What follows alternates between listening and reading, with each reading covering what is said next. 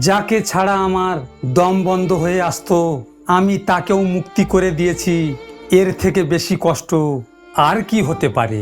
আমি যাকে ভালোবাসি সে আমার জন্য তার একটা অভ্যাসও বদলাতে পারেনি, অথচ তার জন্য আমি আমার জীবনটাকে বদলে নিয়েছিলাম, কিন্তু তাও তাকে পাইনি। খুব সহজেই যারা মানুষকে আপন করে নেয় পৃথিবীতে তারা সবচেয়ে বেশি কষ্ট পায়। যেমন আমি। মনে রাখবেন, অভাবী মানুষ এক সময় তার অভাব কাটিয়ে উঠতে পারে, কিন্তু লোভী মানুষের অভাব কখনো শেষ হয় না।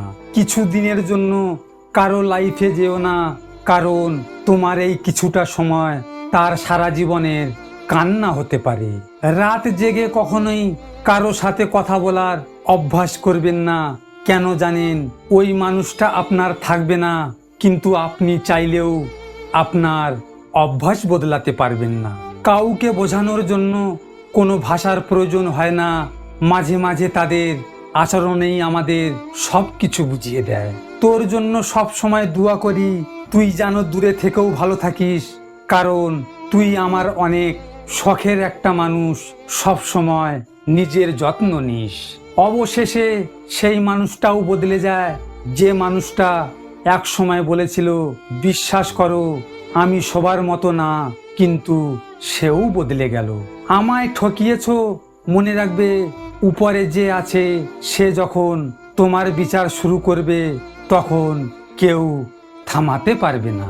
আমাকে একবার নয়, যদি কোটিবারও জিজ্ঞেস করা হয় এই পৃথিবীতে সবচেয়ে কঠিন কাজ কি, আমি ততবারেই উত্তর দেব মানুষ চেনা। আপনারা শুনেছেন নিশ্চয়ই, কথায় আছে নদীর এপার ভাঙে ওপার গড়ে। আজ যারা তোমাকে ভেঙে নিজেকে গড়ছে, মনে রাখবেন একদিন দেখবে সময় তাদের ভাঙবে আর তোমাকে গড়ে তুলবে। আজ আমি যাকে হারিয়েছি সে বাস্তবে অন্য কারো ছিল, তবে তুমি যাকে হারিয়েছো সে শুধুই তোমার ছিল।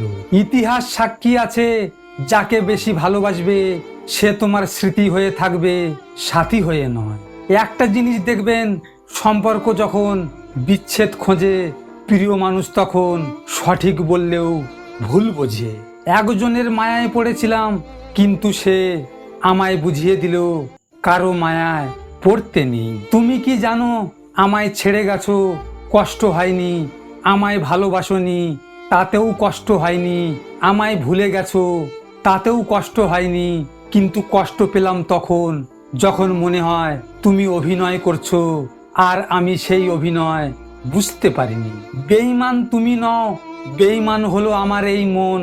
কেন জানো?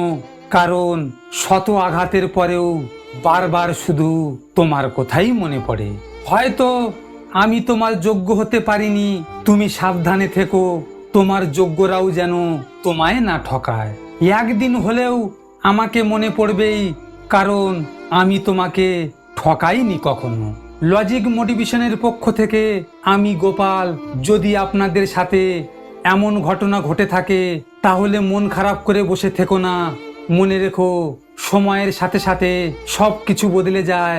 ভিডিওটি শেয়ার করো তোমার প্রিয় মানুষের সাথে, অথবা যে তোমার ভালোবাসাকে অবহেলা করেছে তার সাথে। সব শেষে তোমরা ভালো থেকো, নিজের খেয়াল রেখো। ধন্যবাদ।